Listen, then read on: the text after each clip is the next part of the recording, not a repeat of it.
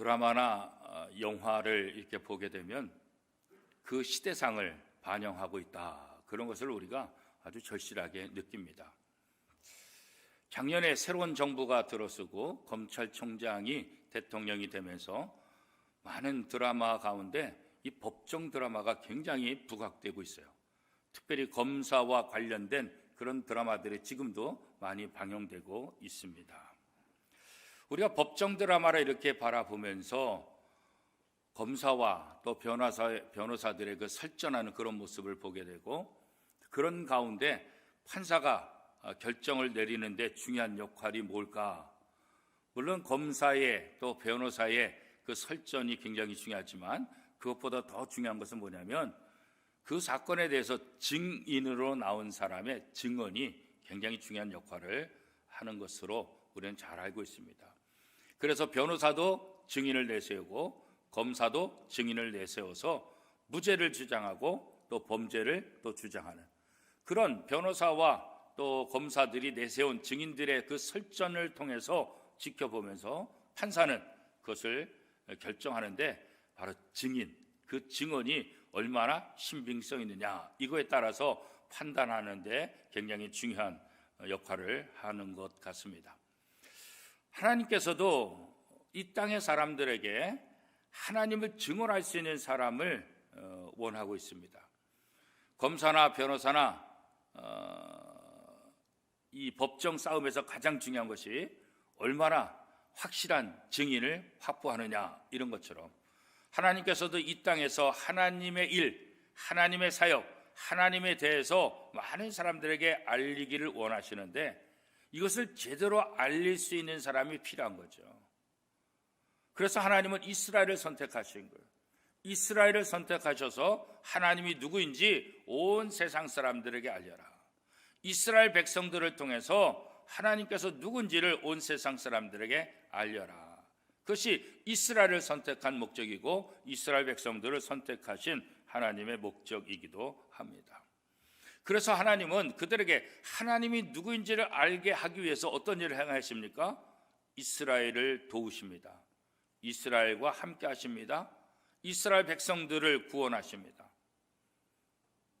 애굽에서 구원하시고 광야 40년 동안 지키시고 가나안 땅에 들어갈 때도 하나님께서 그들을 어떻게 도우시는지, 그래서 이스라엘 백성들이 경험한 하나님,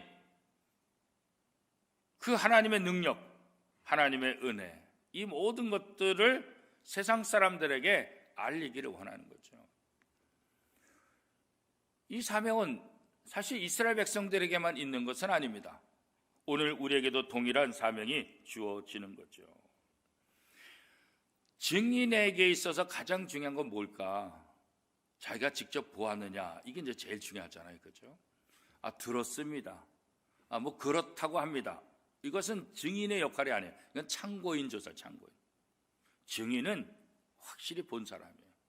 현장을 목격한 사람이에요. 그 사실에 대해서 정확히 알 수 있는 사람이죠. 그래서 이 증인의 이 증언은 판결을 하는 데 있어서 결정적인 단서를 제공해 주게 되는 거죠. 그렇다고 한다면 우리가 하나님의 증인이 되기 위해서 우리에게 가장 중요한 것은 뭘까? 다른 것 아니에요. 우리가 하나님을 정확히 아는 거예요. 하나님이 내게 행하신 일이 무엇인지 그거 아는 거예요. 하나님의 은혜를 경험해 봤어야 우리가 알 수 있는 거예요. 그죠? 예전에 한 청년이 저한테 와가지고, 목사님, 저 이제부터 기도할 거예요. 그래서 기도해 그랬죠. 정말 기도 안 되니까요? 그래, 기도하라고 누가 뭐라 그래서? 그러면서 이 청년이 하는 말이, 목사님, 제가 기도했는데 응답받았거든요. 그러니까 지금까지는 기도 안 한 거예요. 근데 기도했는데 응답받았다는 거예요. 경험한 거예요. 내가 기도하니까 하나님이 응답해 주더라. 그러니까 목사님, 나 이제부터 기도할 거예요. 기도 응답의 그 경험이 있으니까, 그것을 자기가 느끼니까 이제 나 기도하겠습니다. 평상시에 아무리 기도하라 설교해도 이게 잘 들어오지 않았는데, 자기가 기도하고 그 기도에 응답을 받은 다음에는 목사가 얘기 안 하는데 와가지고, 목사님 저 기도할 거예요. 왜 그래요? 경험이 있기 때문에 그런 거예요. 오늘 우리도 마찬가지예요. 우리가 하나님의 은혜에 대한 경험이 있어야 하나님이 누군지 얘기할 수 있는 거예요. 하나님으로부터 받은 그 사랑이 있어야 그 사랑이 얼마나 대단한지 다른 사람한테 이야기할 수 있는 거죠. 내가 경험할 수 있는 것, 그것도 사실은 내가 원한다고 해서 되는 건 아니겠죠. 하나님께서 주셔야 되고, 하나님께서 은혜로 우리에게 베풀어 주신 것, 그거 있어야 우리가 하나님의 온전한 증인이 될 수 있지요. 자, 오늘 본문 신명기 6장 10절 11절 말씀 우리 한 목소리로 같이 한번 읽어보겠습니다. 10절 11절입니다. 네 하나님 여호와께서 네 조상 아브람과 이삭과 야곱을 향하여 내게 주리라 맹세하신 땅으로 너를 들어가게 하시고, 내가 건축하지 아니한 크고 아름다운 성읍을 얻게 하시며, 내가 채우지 아니한 아름다운 물건이 가득한 집을 얻게 하시며, 내가 파지 아니한 우물을 차지하게 하시며, 내가 심지 아니한 포도원과 감람나무를 차지하게 하사 내게 배불리 먹게 하실 때에. 자, 이스라엘 백성들이 애굽에서 나오고 광야 생활하고 적과 꿀이 흐르는 가나안 땅에 들어갔을 때 이스라엘 백성들이 한 것이 아무것도 없죠. 하나님께서 다 베풀어 주셨다는 거예요. 그죠? 가나안 땅에 정착하게 하셨고, 거기서 자기가 만들지 않은 건축한 그 성을 차지하게 되고, 거기서 자기가 준비하지 않은 모든 은혜를 다 입었다는 거예요. 포도나무, 감람나무 자기네들이 심었어요? 아니, 이미 심어놓은 거예요. 그죠? 그러니까 하나님께서 이 이스라엘 백성들에게 적과 꿀이 흐르는 가나안 땅에 들어가게 하신 것 자체가 하나님 은혜예요. 그곳에서 누리게 한 것, 그것이 하나님의 놀라운 은혜지요. 배불리 먹었다, 그렇게 말하죠. 아무런 부족함이 없이 풍성함을 들어가자마자 누리게 됐다는 거죠. 그래서 신명기 6장 12절 13절은 어떻게 얘기합니까? 자, 신명기 6장 12절 13절 시작. 너는 조심하여 너를 애굽 땅 종되었던 집에서 인도해내신 여호와를 잊지 말고 네 하나님 여호와를 경외하며 그를 섬기며 그의 이름으로 맹세할 것이니라. 너희가 이런 은혜를 입었으니까 이 은혜를 절대로 잊지 말아라. 우리 사람들은 은혜를 잊어버리잖아요. 그래서 배은망덕하다는 소리를 듣잖아요. 그죠? 그 당시는 좋았는데, 그 당시는 행복했는데, 그 당시는 안 되면 난리가 났는데, 그 은혜를 잊고 조금만 시간 지나니까 언제 그랬냐 식으로 내가 잘나서, 내가 훌륭해서, 내가 한 것처럼 교만할 때가 얼마나 많이 있어요. 하나님께서 이것을 너무나 잘 알기 때문에 이스라엘 백성들에게 너를 인도한 나를 절대로 잊지 말아라. 내 명령을 지켜 행하라. 이렇게 다시 한번 부탁하고 있는 거죠. 하나님께서는 이 이스라엘 백성들이 이 땅에서 하나님의 증인의 역할을 해야 되기 때문에 하나님의 사랑을 경험케 한 거예요. 하나님의 능력을 맛보게 한 거예요. 애굽에서 10가지 재앙을 통해서 하나님의 능력이 얼마나 대단한지 봤잖아요. 애굽에서 나오면서 홍해가 갈라지는 것을 통해서 하나님의 능력이 얼마나 대단한지, 세상에 바다가 어떻게 갈라져요, 그죠? 광야 생활하는 동안 40년 동안 만나와 메추라기를 통해서 다 먹고 살았잖아요. 반석에서 물이 나오는 경험을 했잖아요. 말도 안 되는 것들을 이스라엘 백성들이 경험했잖아요. 왜 이런 것들을 경험시킬까요? 너희가 경험한 것을 너희 후손들에게, 저 믿지 않는 사람들에게 증거하라. 우리로 하여금 좋은 증인이 되게 하기 위해서 우리에게 다 보여주신 거예요.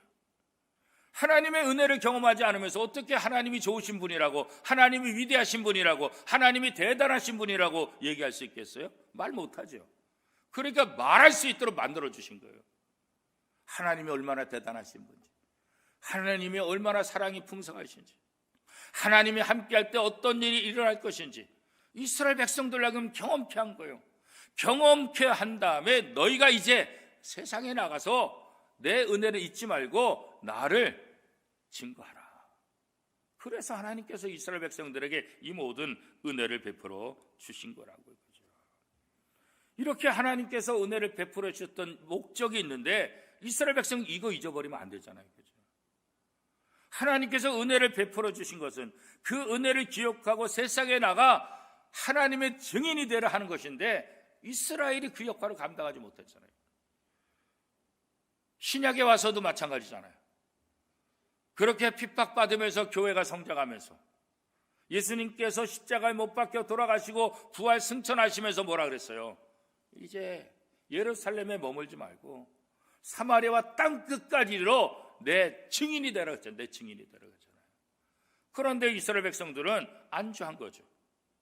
예루살렘 교회가 부흥하니까 여기 안주한 거잖아요. 그러니까 하나님께서 다시 스데반을 순교하게 하고 수많은 핍박을 통해서 예루살렘 교회 교인들을 다 흩어버렸잖아요. 안 하니까 증인의 역할을 하라고 은혜를 베푼 건데 그 역할을 안 하니까 흩어버린 거잖아요.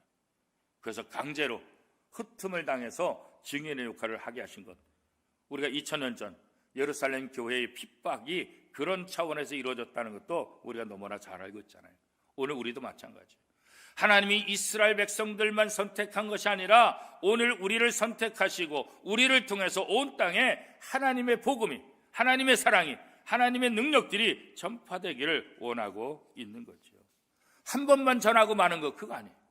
평생토록 하나님의 부름을 받는 그 순간까지 우리는 하나님의 은혜를 잊지 말고 그것을 증언하는 이 사명을 잘 감당해야 된다, 그런 거죠. 자, 신명기 6장 20절에서 25절까지 우리 한 목소리로 같이 한번 읽어보겠습니다. 20절입니다. 후일에 내 아들이 내게 묻기를 우리 하나님 여호와께서 명령하신 증거와 규례와 법도가 무슨 뜻이냐 하거든 너는 네 아들들에게 이르기를 우리가 옛적에 애굽에서 바로의 종이 되었더니 여호와께서 권능의 손으로 우리를 애굽에서 인도하여 내셨나니 곧 여호와께서 우리의 목전에서 크고 두려운 이적과 기사를 애굽과 바로와 그의 온 집에 베푸시고 우리 조상들에게 맹세하신 땅을 우리에게 주어 들어가게 하시려고 우리를 거기서 인도하여 내시고 여호와께서 우리에게 이 모든 규례를 지키라 명령하셨으니 이는 우리가 우리 하나님 여호와를 경외하여 항상 복을 누리게 하기 위하심이며 또 여호와께서 우리를 오늘과 같이 살게 하려 하심이라. 우리가 그 명령하신 대로 이 모든 명령을 우리 하나님 여호와 앞에서 삼가 지키면 그것이 곧 우리의 의로움이니라 할지니라. 자, 이스라엘 백성들에게 앞으로 너의 후손들이 너에게 묻거든 하나님의 명령이 뭐냐, 하나님의 증거, 하나님의 법도가 무슨 뜻이냐 이거 묻거든 내 후손들에게 잘 설명해라. 우리가 설 명절을 맞이하면서 가족들을 만나고 자녀들을 만나고 친지들을 만나고 이웃들을 만날 때 오늘 이 설 명절을 통해서 하나님께서 우리에게 가장 원하시는 것이 뭘까? 오랜만에 만나는 사람들에게 아니면 신앙이 약한 자녀들에게 친족들에게 형제들에게 하나님이 누구인지를 증언하라는 거죠. 만약에 내 후손이 묻거든 하나님이 누구시냐고 하나님의 말씀이 무엇이냐고 묻거든 그들에게 잘 증언해라. 우리에게 명절은 하나님을 증언할 수 있는 좋은 기회가 되죠. 하나님이 내게 베푸신 은혜가 어떤지 세상 자랑하지 말고 자기 자랑하지 말고 자식 자랑하지 말고 이런저런 자랑할 것이 아니라 뭘 자랑하라는 거예요? 하나님을 자랑하라고. 하나님을 증언하라고요.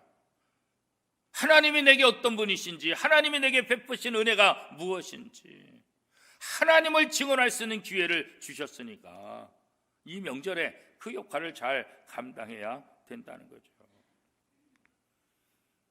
이스라엘 백성들이 이스라엘 자신들의 후손들에게 하나님의 법도를 알리고 하나님의 말씀을 알리고 그렇잖아요.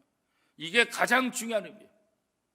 대를 이어서 하나님을 사랑하고 하나님의 영광을 위해서 쓰임받도록 하기 위해서 뭐가 필요한 거예요? 하나님이 누구신지 증언하는 것, 이게 중요하다. 여러분 영화 쉰들러리스트를 잘 알고 있죠? 쉰들러리스트가 어떻게 만들어졌을까 그렇잖아요. 사실 이 쉰들러리스트를 만든 사람은 스티븐 스필버그지만 이 책과 이 영화가 이렇게 만들어지게 된 것은 사실 유대인의 한 사람 페이지라는 사람의 공로가 굉장히 사실 크죠. 이 페이지는 나치 수용소에 갇히게 되죠. 폴란드 교사를 했었는데 2차 세계대전 때 참전했다가 붙잡히게 돼요. 그래서 강제 수용소에 수감돼서 죽을 수밖에 없는 그런 상황에 처해 되죠.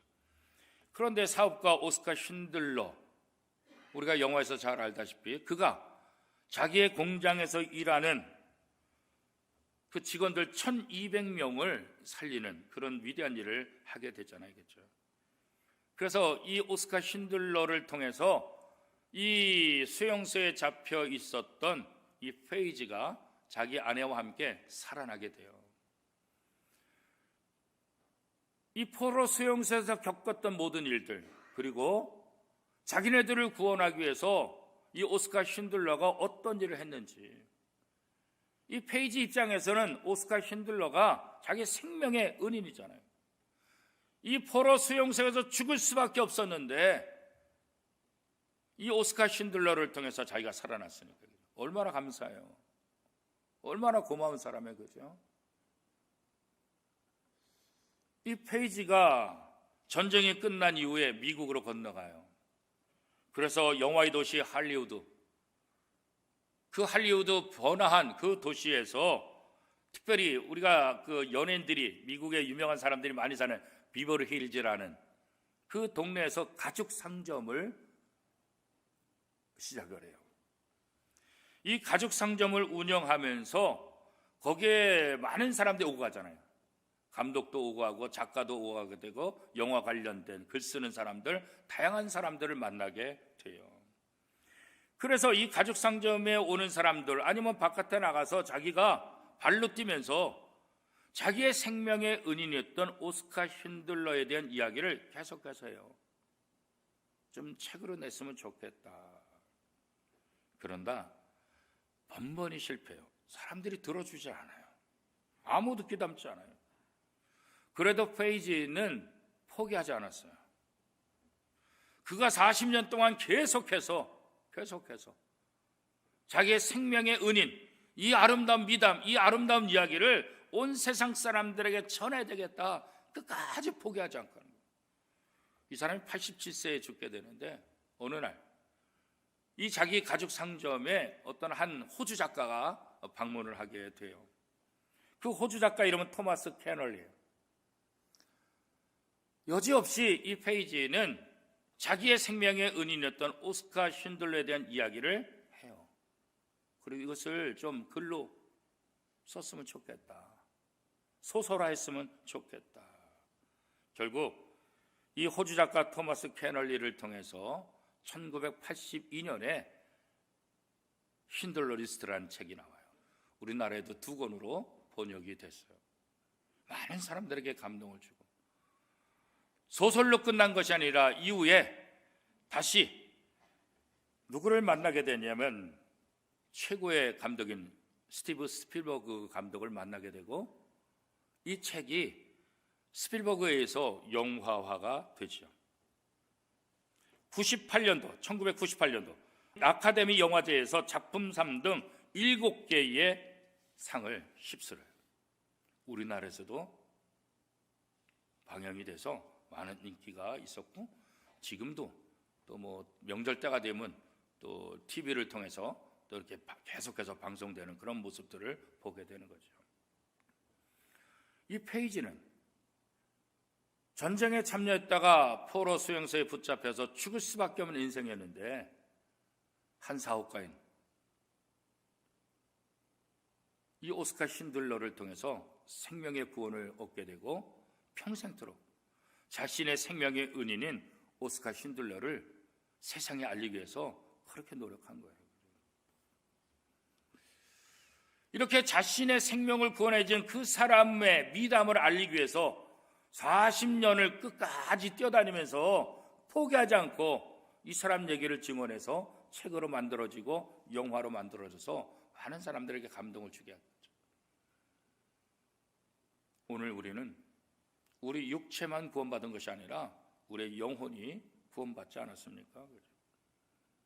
나를 구원하신 하나님, 그 하나님의 사랑, 그 하나님의 은혜, 나를 살리기 위해서 독생자 예수 그리스도를 이 땅에 보내시고 내 대신 십자가에 못 박혀 돌아가게 하시고 내 모든 저주의 짐을, 내 모든 고난을, 내 모든 상처를, 내 모든 슬픔을 다 짊어지고 십자가에 못 박혀 돌아가신 예수 그리스도죠.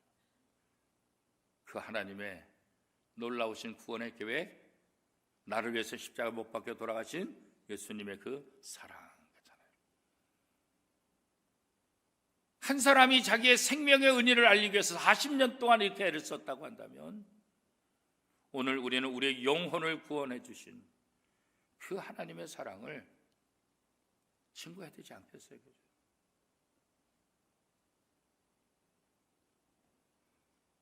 페이지는 이 오스카 신들러의 이야기를 통해서 또 다른 생명을 살리는 것은 아니잖아요. 그의 미담을 알리는 거잖아요. 그러나 오늘 우리가 하나님에 대해서 증언하게 되면 어떻게 돼요? 그 증언을 받아들이는 모든 사람들의 영혼이 구원받는 거죠. 그냥 감동으로 끝나는 것이 아니라 하나님의 자녀로 변화되고 하나님의 사랑을 경험하고 그의 죄로부터 해방되고 영원한 천국에 대한 소망을 갖게 하는 거죠.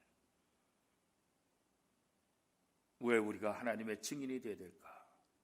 왜 하나님이 우리에게 베푸신 그 은혜 사랑을 증언하는 삶을 우리가 살아야 될까? 이 페이지를 통해서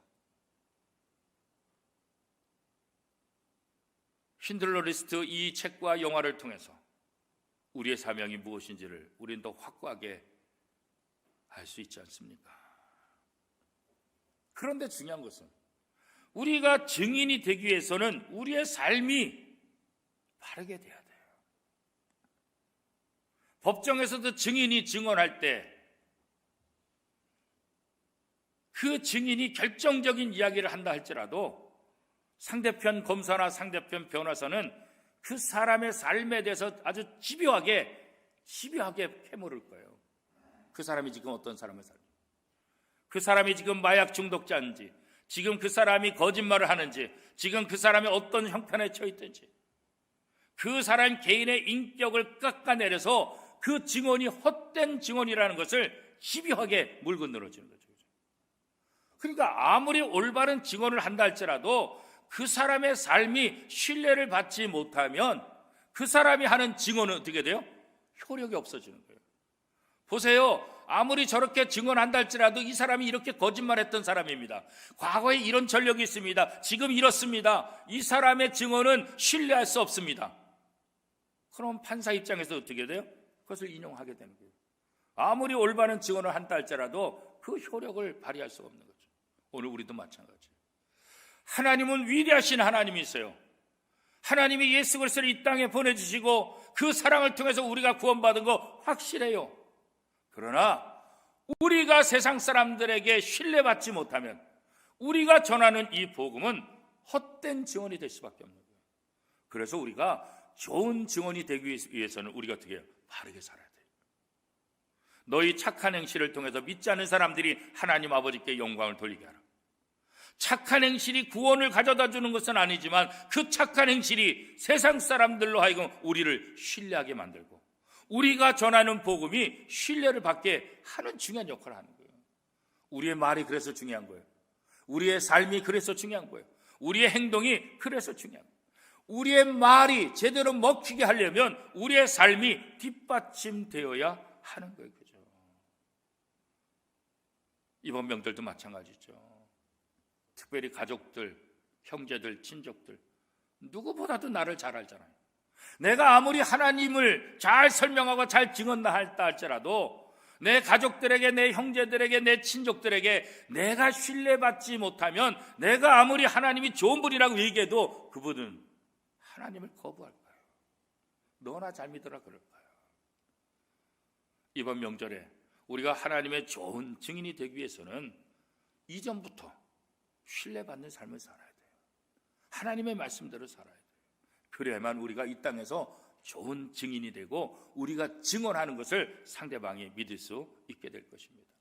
2023년도 또 이번 설 명절을 통해서 다시 한번 우리가 하나님의 증인됨을 다시 한번 확신하고 좋은 증인이 되기 위해서 하나님의 율법과 하나님의 율례와 하나님의 법도와 하나님의 말씀을 잘 지켜 행해서 우리의 성실한 삶을 통해서 우리의 아름다운 삶을 통해서 우리가 증언하는 하나님이 세상 사람들에게 그대로 전달되어지고 그 하나님의 은혜가 또 전달되어서 또 다른 구원의 역사를 이뤄가는 저와 여러분의 삶이 될 수 있기를 축복합니다.